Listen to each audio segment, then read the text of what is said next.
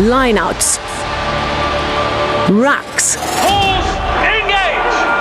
What an amazing try! tries, and tackles, dissected by South Africa's top rugby minds. That is world class! This is To The Last Drop, your weekly in-depth rugby podcast with Liam Delcom and Brendan Nell.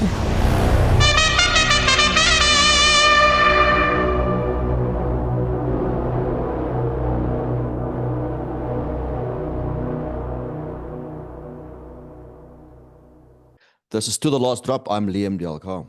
And I'm Brendan Nell. Brendan, it's business end of the URC starting this week with the quarterfinals. A couple of obvious major matchups happening this weekend. And we have an anchor guest who will be rolling up his sleeves for a rather big encounter at Loftus. Yeah, as an old friend of the pod and someone very well known to South African rugby fans, Sean Everitt, ex-Springbok coach. He also coached at the Bulls as well. Ex-Springbok, sorry, ex-Sharks coach. What am I saying here? Anyway, ex-Sharks coach. And I've got the Springboks on my brain, obviously. And he also coached at the Bulls alongside Jake White, and he's going up against Jake White this week. And so, yeah, we had a long chat to him ahead of Edinburgh's big task of coming to win at Loftus. They've beaten the Bulls already in the EPCR quarterfinal, but on the 4G pitch in Edinburgh. And it's going to be interesting to see what they do this weekend. So let's go straight into that. Let's listen to Sean and our chat with him. On the pod today, our special guest is longtime friend of the pod, somebody we know very well, Sean Everitt. Welcome to the pod and welcome back. Thank you very much, Brendan. Good to see you again, and good to chat to South African journalists that's involved in rugby. Quarterfinals always tough weeks, Sean, and we know you know Loftus pretty well. You coached there a season or two ago, and you've been there as a Sharks coach a lot, and there's a bunch of guys in your team that know Loftus very well. So I'm sure you're looking forward to the challenge. Brendan, it's always a tough challenge playing at Loftus, regardless whether you've been there once or twice. And I've been there several times over my career in South Africa. So, I'm under no false illusions, what challenge lies ahead of us. At the same time, we have played the Bulls twice this year.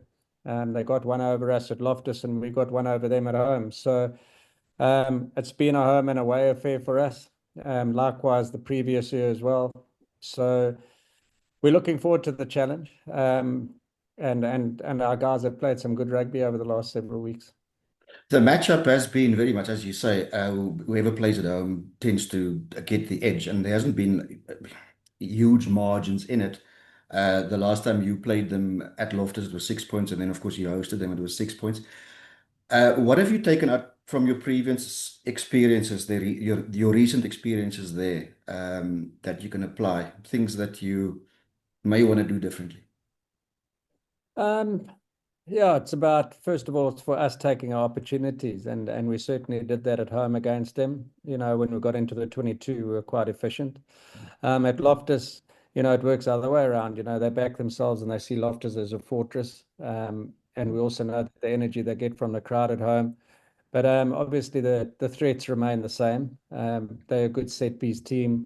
They've got a strong line out and a very good scrum, and Wilco Lowe certainly, made them stronger in that department. And, I'm familiar with the rest of the guys at the Bulls, and I know how good they can be on the day. Sean, a guy that... Sorry, Brendan, go.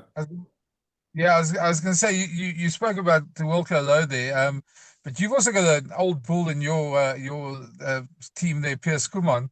I'm sure must be looking forward to that scrum battle.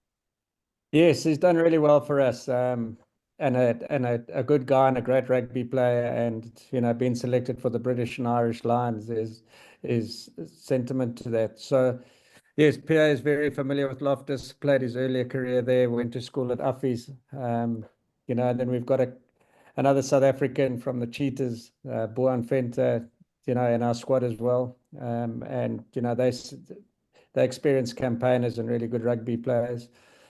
But like I say, it's forward play as a unit. we've done pretty well in that department, so it'll be an interesting battle.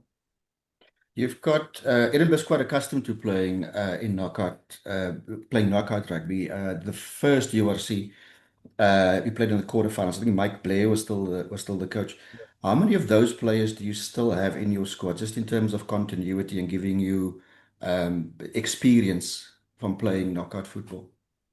Yeah, I can't remember the number who exactly was involved, but our squad has remained consistent over the last few years. You know, if you look back at the group, you know, there's a Grant Gilchrist and a Sam Skinner, Marshall Sykes, Piers Skuman.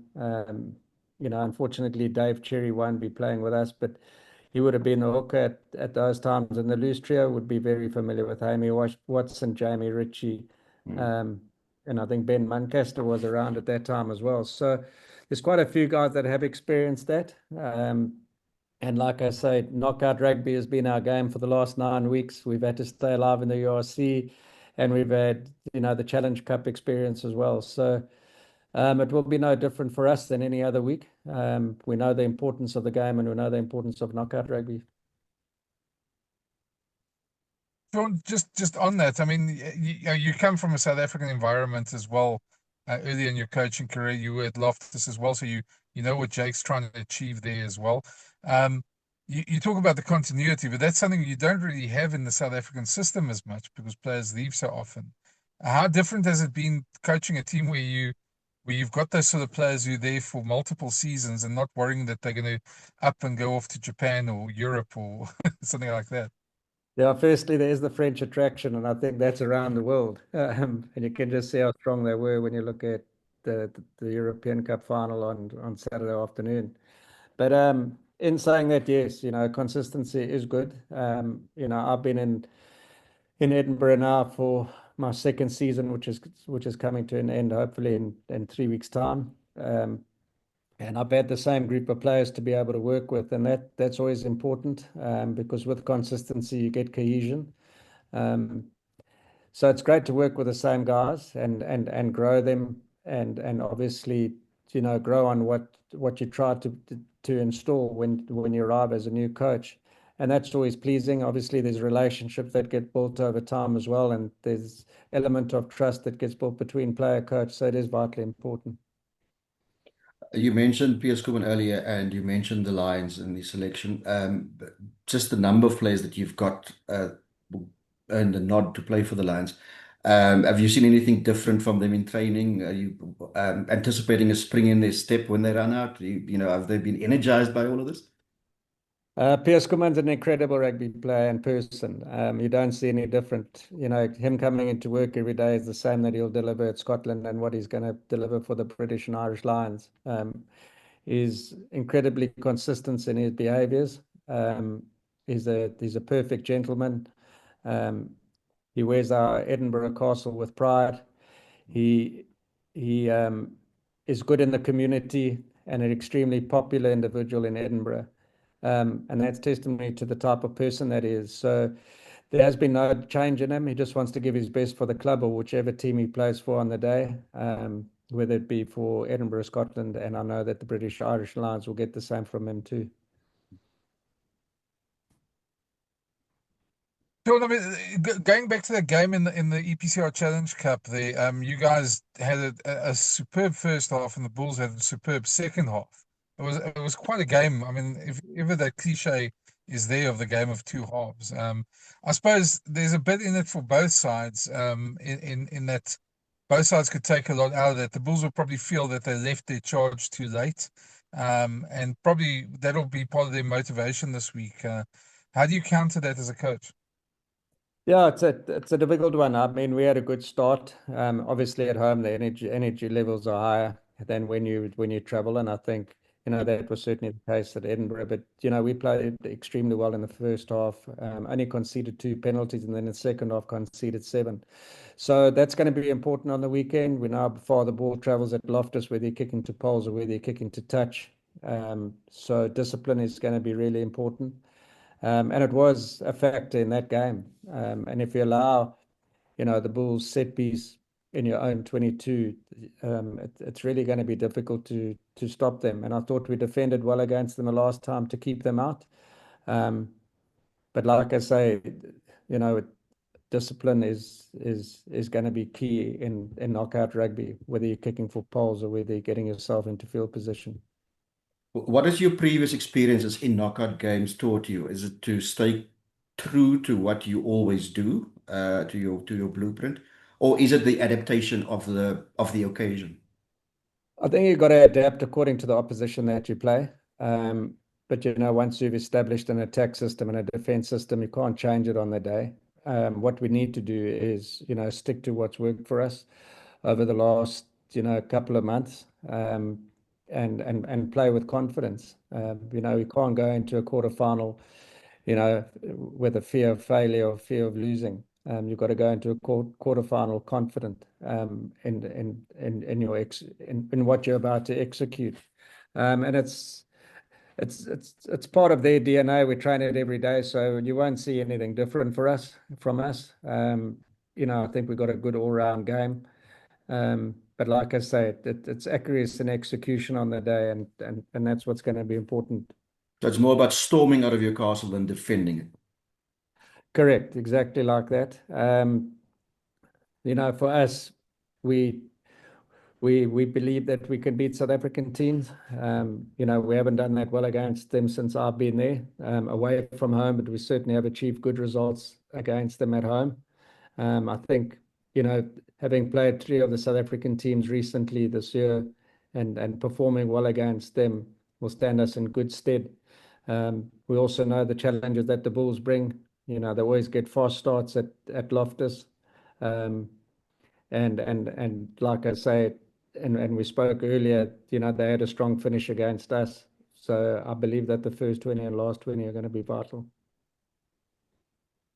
Sean, we often hear from overseas teams, and as you've been on the other side of this question as well, that physicality is the key, and you've got to stand up to the South Africans. Now, you guys, as you say, have had quite a bit of success against South African teams, especially in Edinburgh.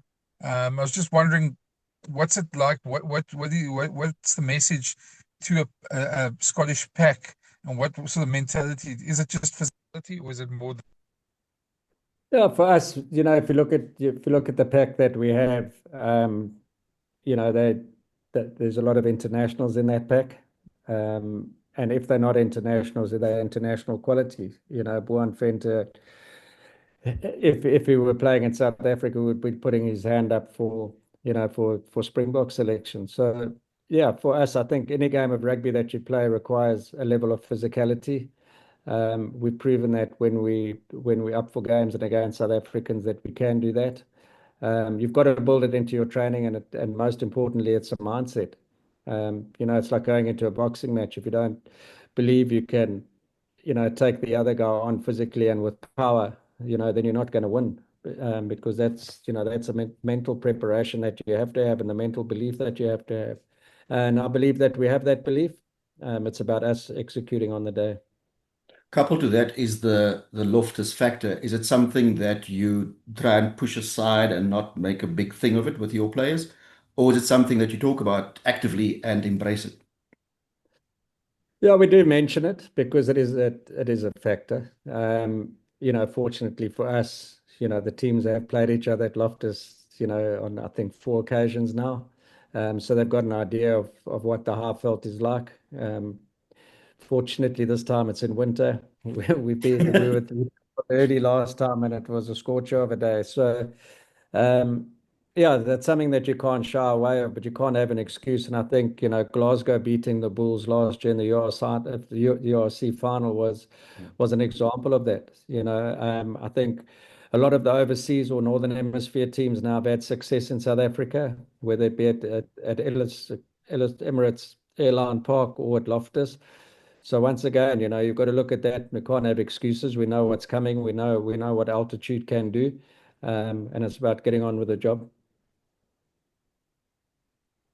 Sean, last time we spoke to you, you just started there at Edinburgh. Last time we had you on the pod, and obviously a lot has happened since then. It seemed at one point earlier this season that it was things weren't going your way, right in the sort of early to middle part of the season. And as you say, you guys have had to play almost knockout rugby for the last 9 weeks. What changed there, or was it just that things just clicked together eventually, or because it did seem at one point you were under a bit of pressure there? Yeah, I wouldn't say pressure, but we want to perform every week. We knew we were going to have a tough start to the URC. And I don't know if you recall Nasport saying the Curry Cup was never won in May. But we had Leinster first up at full strength, powerhouse of club rugby in the world. And then we had a difficult trip to South Africa, and then back at home to face the Stormers.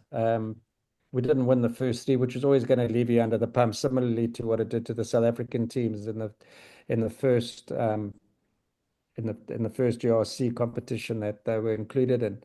So yeah, we got it back on track. Beating the Stormers at home, and then obviously 2 wins, and then a win at home against Glasgow as well. I think what we got to understand is that at times you're not always fielding your best team. We have a lot of guys that are away on international duty. In South Africa, you might lose 1, 2, or up to 9, like when I was at the Sharks.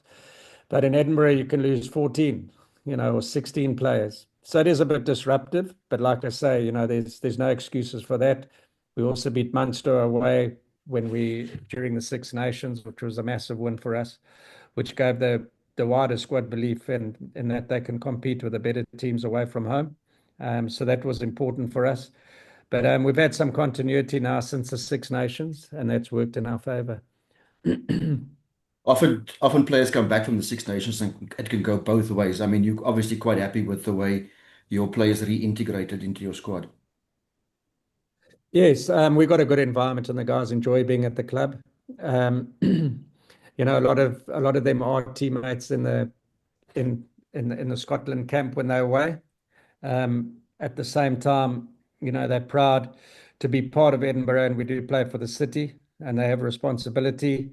We also do manage our players quite well, so they don't come out of Six Nations and then in the first week, dive straight back into the URC. They have time off. And fortunately, I have been able to rotate the squad. So everyone's had an opportunity to play.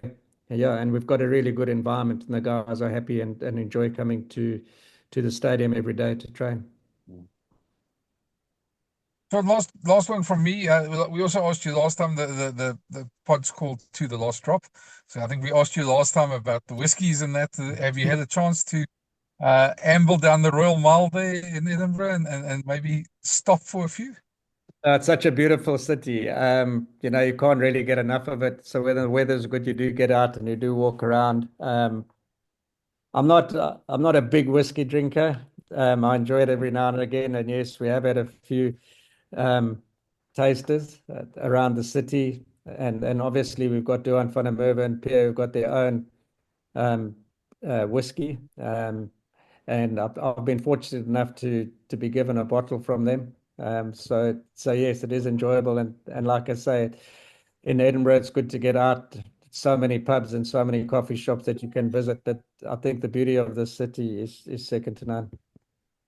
Well, I hope you do a recce before Saturday's game and maybe find some kind of whiskey bar in Pretoria, because if you do pull off a win, then it's, you've got more. It can be an occasion. I'm sure Duan and Pierre will bring some stock with them for the occasion. That should happen. It might Thank you, Sean. not be This is whiskey that you find. I think the boys do enjoy brandy too, and you don't get Klipdrift here or Richelieu brandy in Edinburgh, so it's always a good chain. But obviously, work first. Sean, thanks for chatting to us, and good luck for this weekend. That's going to be an epic one. We'll see you at Loftus. I'm sure we'll bump into you there. Okay. Yeah, and good luck. Thank you very much, Brendan. Thanks for having me on your podcast. Thanks, Sean. Cheers. Much gratitude. Thank you very much, Liam. So, Bye-bye. Cheers. look. Liam, is jy nog aan? Yeah. Yeah, always insightful to listen to Sean. You can see he is he's also quite measured, doesn't make huge statements. We've come to expect that from him. So I would imagine sort of in the background, maybe not stuff that he's not prepared to share with us, but I'm pretty sure they're going to come up with a plan or two to try and get a first win at Loftus. Yeah, interesting that he spoke about Glasgow winning their last season and them taking something out of that. I found that quite interesting. There's definitely a plan. He's not going to share it, and they've got, they've played at Loftus enough to know what to expect. So it's a tough one for that. But I mean, we also had a chat. I was yesterday at Loftus, and I had a quick chat with Jake White, and just maybe listen to him talk about what he expects from Edinburgh and from Sean as well, if this is a grudge match or not. Yeah, lots. I mean, we finished well against them. That gives me hope. I think I said to you after that game, or I said to the media after that game, had that game gone on another 5 minutes, I've got no doubt that we would have won it. And that, again, says a lot, because I know that there were a lot of things we could have changed, and I could have changed in the build-up to that game. So, selection-wise, rotation-wise, using the bench or whatever the story was, either worked or didn't work in that situation. There'll be a lot of things that I'll look at that game and know that if I'm a little bit more, I don't want to say streetwise, but a little bit more aware of what happened last time, it may help us in our favour. Well, I mean, I know Sean, and you guys often. I remember when we spoke last, is it a grudge game? And Sean, and I think Sean's coming here, and he was. Let's be fair to them. It's like anything in momentum in sport, and I watch golf and I watch tennis, and when that momentum changes, it's amazing. You can't stop it. It's like amazing how it works in any sporting code. And they were dead and buried Edinburgh about 6, 7, 8 weeks ago. When I read articles, he might be out of a job and they might not make the top 8. And ended up they played in the semi-finals of the Challenge Cup, and they now did make the 8. And not only made the 8, they came 7th. So they didn't even squeak in. They needed 5 points against Ulster, and they got it. So that's what momentum does. So to answer your question, Kobus, I'm not expecting anything other than the fact they will come here. A lot of those players have played international rugby. In fact, I think more of their players have played international rugby than our players. And so I don't think it's going to be. And we've struggled against them. To be fair, we lost to them. Sorry, we beat them here 1 year when Henry Immelman missed a kick on the hooter to win the game. So I don't think it'll be any different. I think it's going to be a tough quarter-final fixture. Yeah, the thing with Jake is he's always a bit more front foot than some of the other coaches. That's what we've come to expect from him, and it always makes for fantastic copy and fantastic audio. Yeah, and you can see they also quite happy where they are at the moment, even though there's a couple of injuries. Johan Goosen won't be there this weekend. Gerard Steenekamp won't be there, but their replacements have been pretty good. Keegan Fredericks was a winger way back when, but Keegan Johannes has been pretty good in the 10 spot as well. I don't know where my mind is this morning. It's everywhere but I'm expecting Keegan Peterson to come out of your mouth soon as well. Yeah, well, not out of your mouth, you know what I mean. Yeah. I know, but he's done pretty well, and Jan-Hendrik Wessels has been pretty good at loose head as well. So I don't think the Bulls have too much to worry around there, and their team is pretty settled. They know Loftus; they get a good start at Loftus every single time. I'd say they're favourites them, and I think we can just go straight into a prediction. Yeah, I think Edinburgh will give them a tough time, but I can't see the Bulls losing this one. Yeah, the Johan Goosen absence, not just in this match, but I know how long he will still be out for, but clearly a guy with his experience and his boot would have been a massive asset for them come business end of this tournament. Yeah, I mean, they said he started running yesterday. We saw him yesterday. He was walking without any obvious discomfort that we could see. And so I'm not sure what that means in medical terms. Obviously not a doctor, but he could be back for the next week if they make the semi or the final. And I think the Bulls would want him back for that. But I think they've sort of come what may. They'll take it one game at a time, as they always love to use that cliche. And whoever's there must do the job, and that's the bottom line. Interesting though, a little tidbit that I did pick up, and we'll probably see more of this closer to the game, is they definitely going to use Cornel Hendrick's memory as sort of a rallying point for them for this game and for the rest of the season. I did pick up that they're going to do some sort of embroidery on their jersey with Cornel's number of the 14 that he played in. for this game and then for the rest of the season. So it's going to be interesting to see how that inspires them. Jake's been quite obvious about why they need the why. Maybe last season they didn't have the why. They need to win. And now they're going to try and use that. And emotion's a powerful thing. So maybe it'll work for them. Sometimes it can work against you as well. But it'll be interesting to see how they handle that. Yeah, we've seen that too many times in the past where emotions do get in the way. But I mean, Jake is a wily coach, so I'm pretty sure he'll steer clear of that. But the other couple of big matchups as well, Brendan. I don't know where should we jump first? Do we go to Glasgow or do we go to Durban? Well, I think let's go to Durban first because that's the other big local game and the huge one. And do we see the Sharks play to their potential? Or do we see another Sharks performance that sort of leaves us, I'm not going to say wanting more, but thinking that they could do a lot more? Munster certainly haven't been the Munster that they've been all season, all this URC, shall I say. But they certainly are more than wily enough and clever enough and streetwise enough to get a win in Durban. And I don't think we'll ever underestimate them. But you got to think that with Eben Etzebeth back and with the Sharks, with their star-studded, somewhere they've got to fire on all cylinders. And so far it hasn't been that. Yeah, the thing with Munster is that, we've seen, in fact, they served reminder as well earlier this season by winning away from Ahmed La Rochelle in the Champions Cup. What a capable side they can be away from them. So they'll always have those qualities. And it's also one of those games where the Sharks just can't afford another stuttering performance. You just feel that if they off their game and Munster tactically get it right, that it could become a proper arm wrestle. And the more of an arm wrestle it becomes, the more you'd want to fancy Munster. So that's something the Sharks would want to avoid. I mean, certainly they have the firepower to hurt Munster, but they would really want to play this game on their terms. Definitely. This is just an interesting sidebar. I mean, we're not talking about, obviously, the Investec Champions Cup, but Bordeaux winning the Investec Champions Cup this week, I was quite... there was sort of a bit of a wry smile there, and I think Ed Coetzee, probably their former CEO, would have that wry smile as well, because the coaching staff of Bordeaux was Yannick Brew, who was the assistant coach at the Sharks 2 seasons ago. Noel McNamara, the Irish assistant coach, was also at the Sharks. And I remember, I forget the guy's full name, but Gorgazi, the scrum coach, the Georgian scrum coach, was also at the Sharks. So 3 of the Sharks players and Sharks ex-coaches, part of that winning team for Bordeaux. And so you have to wonder to yourself, was it all the coaching, or what was the environment like there? I'm sure there's some questions that some Sharks will be asking about that. But anyway, turning back to this game, that was just a sidebar I just wanted to put in, and some food for thought. I was wondering where you were going to end up. No, I'm sure Ed Coetzee is probably telling a lot of people he brought them and look at what they did. But anyway, that's the type of thing that does happen. For at least a week, it's worth bragging about it. So yeah, fair. Exactly. But back to this game.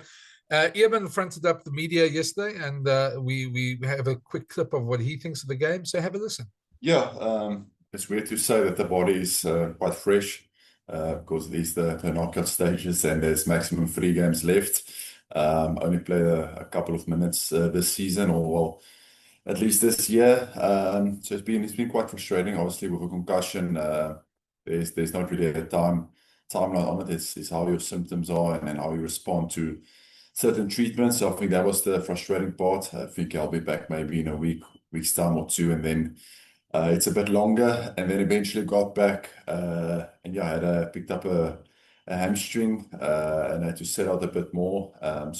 Quite frustrating, but now happy to be back, and I think it was good against Scarlets to get the first 80 minutes under the belt. I think when you play a 20 or 60 there, it's good, but once you finally get a full game of 80 minutes of rugby, you really feel that you're back in the mix.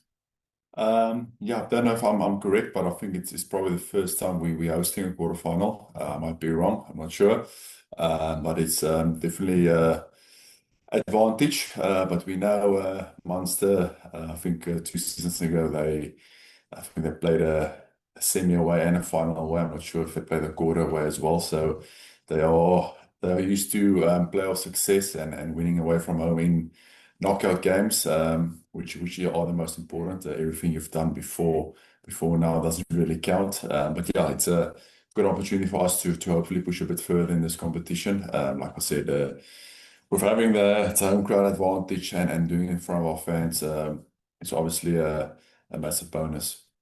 Yeah, look, I think it came down to the last week of the URC. We also at a stage we thought we'll probably play the Stormers. We'll end in fourth, and the Stormers will end fifth, and then I think Glasgow lost their last 2 or 3 games of the season. We ended up third, and from fifth to ninth, it was a bit of a gamble who's going to end where. So yeah, eventually we got Munster, and yeah, we obviously know it's a quality side. They've got a history of playing well in knockout games. Like I said earlier, 2 seasons ago, they went on to win the competition, winning I think 2 or more playoff games away from home. So we're very aware of that they can be at their best even away from home. So they're a quality side, and we definitely won't look too much into the past and the past result where we were obviously came out on top. But I mean, it's a new game. Just the weekend rugby is a long time, and that was more than half a year ago. So yeah, that won't count at all. The other interesting one, Liam, is how the Stormers are going to do in Glasgow. This is where they lost last season and at the same stage. And yeah, you sort of wonder if they have the firepower or the mental ability to win away from home. I think Glasgow aren't the team that they were last season at this stage, but they're certainly still formidable. And I think you can make the argument that the Bulls winning at Munster and winning away at Glasgow, their mental fortitude going into the quarters is certainly where it should be. Stormers are going to have to answer that question themselves. They don't have Damien Willemse, who's been suspended. Big loss for them, but they still have a lot of firepower on their backline, and it's going to be an interesting game to watch. It will be fascinating as well for me, because Glasgow, I wouldn't want to say lost their way, but they're not going into the knockout phases, with the confident stride they might have done in previous seasons. So there are some questions to be answered there as well in terms of their confidence. That must have taken a bit of a knock this season, not just in URC, but also in Champions Cup. And of course, the Stormers, very much an up and down season. Poor start of the season, did really well to sort of pick themselves up and put a half decent winning run together and get themselves into the playoffs. And now that they're there, they will need to pick up the game. There's no doubt. I agree with you. They certainly have the firepower to hurt Glasgow. But then you think back to a game where they played against Ulster, that away game where we saw bits and pieces of their firepower, and then there was also bits and pieces where they imploded and made some really poor decisions. So for me, it'll be about game management for them. They will have to play. They will have to be brave, but then they cannot afford to make the errors that have dogged them for much of the season. I think it's a fascinating battle. I think they could win this game, and they could probably win it by 5-6 points, but it will have to be their best game of the season by a stretch. And let's not forget that earlier this season, the Warriors won in Stellenbosch, so they've already got one over the Stormers in that sense as well. Yeah, it's to me. I mean, it's quite clear where the Stormers will be looking to. They'll be looking for another sort of mercurial performance from Sasha Feinberg and Gumazulu. And if Glasgow will obviously know that and will try and shut that down very quickly. The Stormers forwards are going to have to stand up here and give them the ball they need to attack. So that's an interesting one. We both teams will know what the other one brings. So it is fascinating. With Glasgow, with Glasgow, you just feel that their game is so momentum based that the quick recycling, the support players are running onto it at speed and at an angle. They can be a proper handful. So the Stormers' defense will certainly. I mean, we're talking about the attacking qualities of their backline, but I think their defense will have to be on point. Yeah, I was going to say just on that. I mean, they definitely took a blow in that Leinster game, the 52-0. And even when they played Leinster in their last game now, in the pool rounds, it was almost like they were happy to lose by like less than 10 points. And I didn't. That always worries me when the team does that, because the sort of mental thing. Yeah, okay, we didn't lose by more, and that's not what you want from a defending champion team. I'm sure there's lots of work going on behind the scenes to try and rectify that. Franco is a details man. We know that, so we expect them to be ready for this challenge, and they'll fancy themselves against the Stormers. Just the sidebar I wanted to say, we had the nominations come out for the South African URC Player of the Season this week, and I see Sasha is there, although I'm not quite sure if he's played that much in the URC this season. He's had a good run these last couple of weeks. It feels to me like a bit of a fan sort of based decision. Then the guy, of course, I'm rooting for is because you never see a tight head prop get an award. Wilco Lowe. I think he's been outstanding. Yeah, he has been truly outstanding. I mean, for me, it's just about being the forward of the competition. Yeah, and I mean, quite funny. Jake also mentioned that yesterday. He said Doc Craven used to say, "Who's the most important player in the team? Your tight head, and who's the second most important guy in the team is your reserve tight head." So, Wilco has been exceptional. I'd want him to win that award. I'm very biased in this. The glory boys in the back line always get the honors. I'd like to see a tight head win this, but it's a tough one to call this game. I'd say probably your heart says Stormers can do it, but my head says Glasgow are going to probably win this one.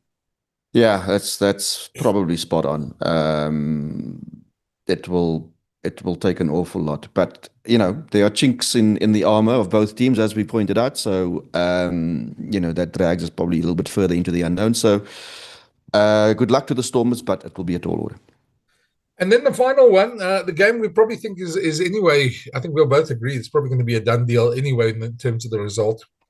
Leinster, whose probably biggest battle is their own demons at this stage of the competition, against a very plucky and brave Scarlet side, I think we'll probably give them a good fight for about 50 minutes. But I can't see them beating Leinster in Dublin.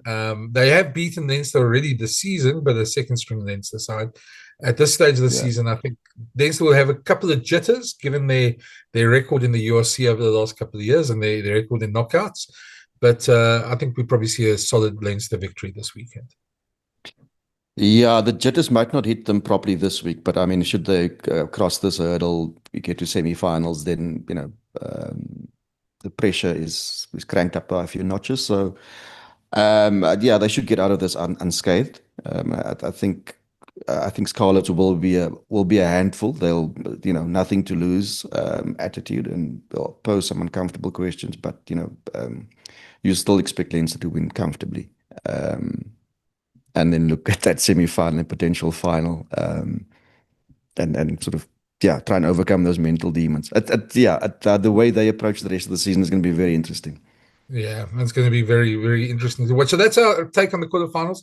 Only one last little thing now I wanted to mention was just congratulations to Johan van Graan and Thomas du Toit and the entire Bath team for their win in the EPCR Challenge Cup. We saw two epic finals in Europe this last week, and Johan van Graan's second trophy on the run this season, and they can now go for the Premiership title, and then they'll have the perfect season. So he's been a guest on the pod a number of times. A great guy, hardworking coach, and well done to him. But other than that, looking forward to the semi-finals there, or the quarterfinals. Yeah, no, absolutely. Congrats to Bath. Jeez, what a turnaround! I mean, from being. Remember those comments he made when he started out about about how they are down in the dumps and that they need to sort of rebuild, and had buy-in from management, from the boardroom, and I suppose that's tribute to the trust that they've put in him and they've placed in him. So well done, Bath. Yeah, I saw a picture after the final of him just sitting in the middle of the pitch while everybody was celebrating on his with his legs stretched out. No one around him, just taking in the moment, and that's what it means for a coach, and it's great to see. So well done to him, and looking forward to this quarterfinals today. That's it for us. We'll be back and we'll chat about what happened, see if our predictions were right this time. Well, given our form, anything's possible. We'll see. We'll see you next week. Cheers. Thanks for listening. For the latest insights and rugby analysis each week, plus new episode alerts, please follow or subscribe to the series. Or find all episodes at jacarandafm.com or the Jackpot app.